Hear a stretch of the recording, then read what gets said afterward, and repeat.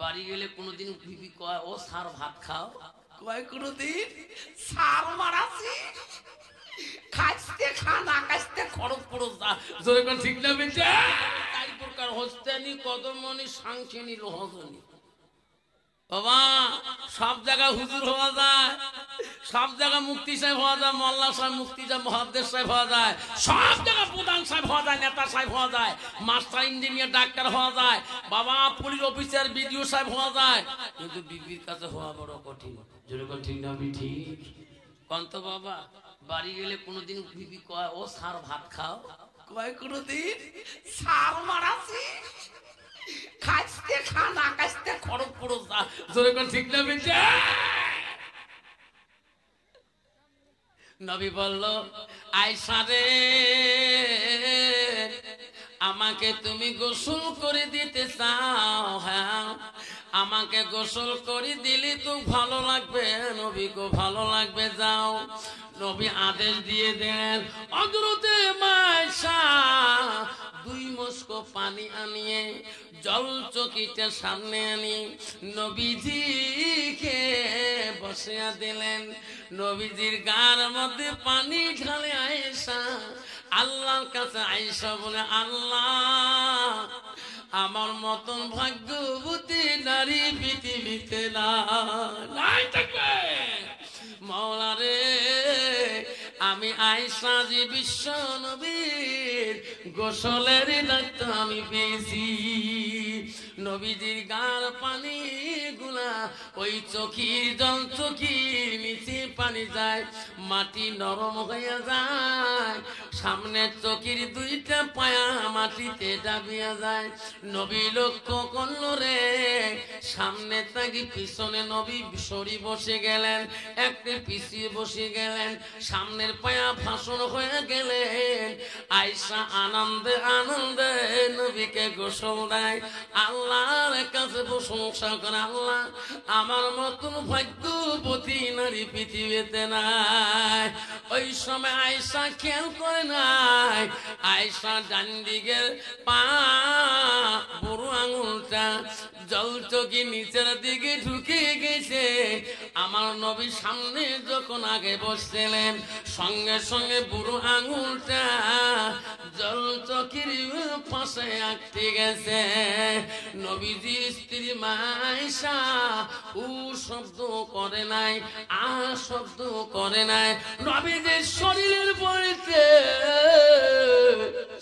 আঙুলটা ফেটে গেছিল, রক্তগুলা নবীজির গোসলের পানি দিয়া ঝর্ণার মতন হয়ে যায়। নবী বলে আয়েশা রে আমি নবী একাই জীবনের কত গোসল দিলাম, আমার গোসলের পানিতে কোনোদিন রক্তর ঝর্ণা দেখি নাই। আয়েশা আজকে তুমি আমাকে গোসল করে দিয়েছো, আমার গোসলের পানিতে এত রক্তর ঝর্ণা কেন? আয়েশা খুলে বলো না। আয়েশা জবাব দেয় না। নবী বারবার বলে আয়েশা কথা বলো না কেন? শোনার নবী রে। আয়েশা মুখের দিকে নবীর মুখটা করলেন, করে দেখে আয়েশা 2 চোখের পানি দিয়ে বুক ভিজে যায়, তবু নবীজির গোসল করে দেয়। আয়েশা বলো, নবী বলো আয়েশা তুমি এত কাঁদছো কেন রে বোন? এই দায়িত্ব তো তুমি একাই জোর করে নিয়েছো, আমি নবীজি এই গোসলের দায়িত্ব তো আমি দেই নাই। আয়েশা এত কাঁদছো কেন বোন বলো?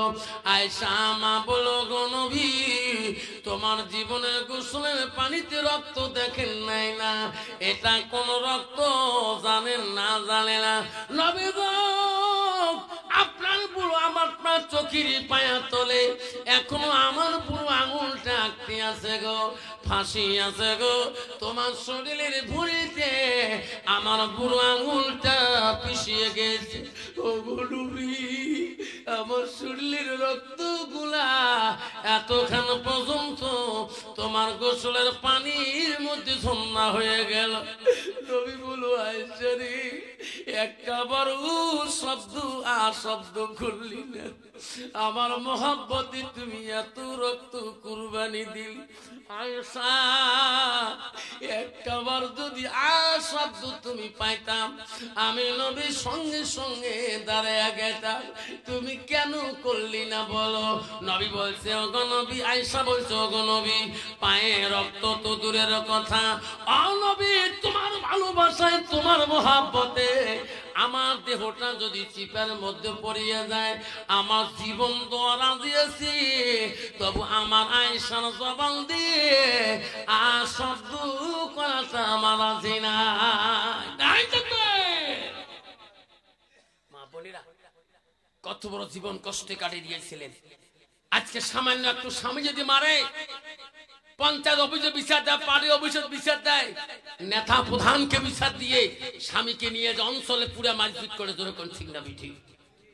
খবরদার মা, স্বামী যদি কষ্ট পায়, তুমি মৌলানার বেটি হও, মুক্তির বেটি হও, মহাদ্দেশের বেটি হও, চিফ মিনিস্টারের বেটি হও, প্রধানের বেটি হও, নেতার বেটি হও, একবার স্বামী যদি ওয়াহ শব্দ করে, তো জীবনের ইবাদত, জীবনের আল্লাহ তাকবীর দিলাম, একটা আল্লাহ কবুল করিবে না। খবরদার আব্বাদের শোনার জানারা, নারী জাতি বাবা, বহুত নারী জাতি আছে বাবারে, নারীর জন্য ছেলেটা এতদিন মা মা করে ডাকছিলেন, কিন্তু একদল নারীর জ্বালায় একদল যুবক নিজের মার সাথে শান্তি মতন কথাই বলতে পারে না। যেরকম ঠিক না ঠিক? ছেলে বলছে মা, আমি একটা কথা বলতে চাই। আল্লাহ রাসূলের কাছে আব্দুল্লাহ ইবনে মাসউদ প্রশ্ন করল, মুসলিম শরীফের হাদিস, ক্বালা নবী সাল্লাল্লাহু আলাইহি সাল্লাম আইয়ু আমাল ইউহিব্বু আল্লাহু তাআলা, নবী গো আল্লাহর কাছে সবচেয়ে বড় আমলটা কি? রাসূল বলল, ক্বালা বিদ্দুল ওয়ালিদাইনা, মা বাবার সঙ্গে সৎ ব্যবহার করাটা আল্লাহর কাছে সবচেয়ে বড় আমল। কিন্তু 90% নারীর জ্বালা যন্ত্রণায় স্বামীটা তার বাবার সাথে সৎ ব্যবহার দেখাইতে পারে না, মার সাথে সৎ ব্যবহার দেখাইতে পারে না, শুধুমাত্র বিবির জ্বালা। ছেলে বলছে মা, কি বা একটা কথা বলতে চাও মা? বা আমি অফিস করে আসলে খালি আমার দিকে তাকাও কেন? মা বলছে আব্বু রে, আমি বুড়ে হয়ে গেলাম, আব্বু আমি তোর চাকরি সময় মতো রান্না করে দিতে পারি না।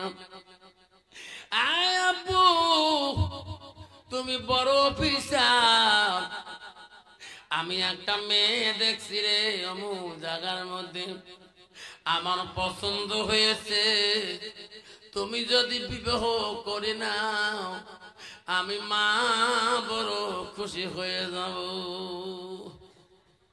ছেলে বলো আকিলুন জ্ঞানী, ছোটকালে আব্বা হারাইছে, জীবনে বাবার মুখ দেখতে পারে নাই, মার হাত ধরি বলছে মা আমি কথা দিলাম মা, তোমার যে মেয়েটা পছন্দ হয়েছে রে মা, আমাকে আনি যদি দাও মা, আমি বিবাহ করে আনেও। সুবহানাল্লাহ। মা আমি অফিসার হতে পারি রে মা, তোমার পছন্দ নিয়ে পছন্দ রে মা, আমি না বলবো না। মা পছন্দ করলো, মেয়েকে দেখি মোহরনা বানলো, বিয়েও চুক্তি পত্র করলেন, বৌমা নতুন বাড়িতে আনলেন, স্বামীর ঘরে বাসর ঘরে যায়, স্বামী বুঝায় বিবি রে,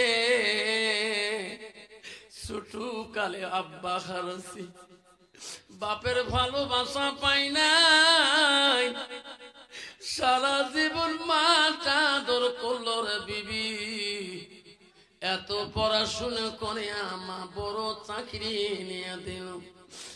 বিবি তোমাকে আনা উদ্দেশ্য মার কাছে বড় তুমি পছন্দ।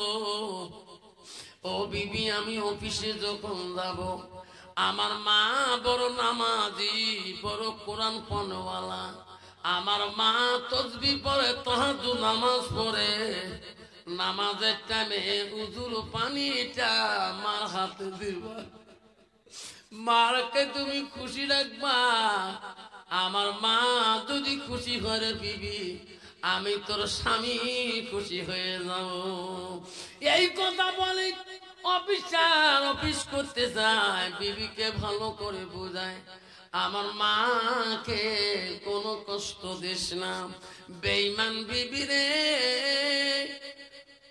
ওই সিরিয়াল নিয়ে বসে, ওই টিভি রুমে সিরিয়াল নিয়ে বসে নামাজের ওয়াক্ত বোঝে না। জোহরে আযান দেয়, মুয়াজ্জিন আল্লাহু আকবার আল্লাহু আকবার আল্লাহু আকবার আল্লাহু আকবার। শাশুড়ি বলছে মা গো টিভিটা বন্ধ করো মা, মুয়াজ্জিন আযান দিছে মা। মা এই টিভির আওয়াজ যদি বাইরে যায় মা জাহান্নাম খাটতে হবে মা। মা টিভি বন্ধ করি উযু করে আসো মা, একের সঙ্গে নামাজ পড়িয়ে নে। বেঈমান বউ বলছে আয় বুড়ি এটা তোর বেটা টিভি কেন, এটা মোর বাপ টিভি দিয়েছে, তুমি প্যাঁচ প্যাঁচ কম করো। আমি পাপ করি নাই, তুমি বুড়ি হইতে বহু পাপ করছো, তুমি নামাজ পড়ো। বাবা লাস্টে বহুমা সিরিয়াল বন্ধ করে না। আসরে ওয়াক্ত এসে গেল, মুয়াজ্জিন আযান দেয়, আল্লাহু আকবার আল্লাহু আকবার। শাশুড়ি বলছে মা গো এখনো টিভিটা বন্ধ করেন নাই কেন মা? তোমাকে পাপ হবে না মা, জাহান্নামের কথা তোমার অন্তরে ভয় আসে না মা। বেঈমান বউ বলছে বুড়ি বেশি প্যাঁচ প্যাঁচ করিও না, আমার জাহান্নাম যাওয়া লাগবে না। তুমি জীবনে যত পাপ করছো রে বুড়ি, সেই পাপের চিন্তা তুমি করো।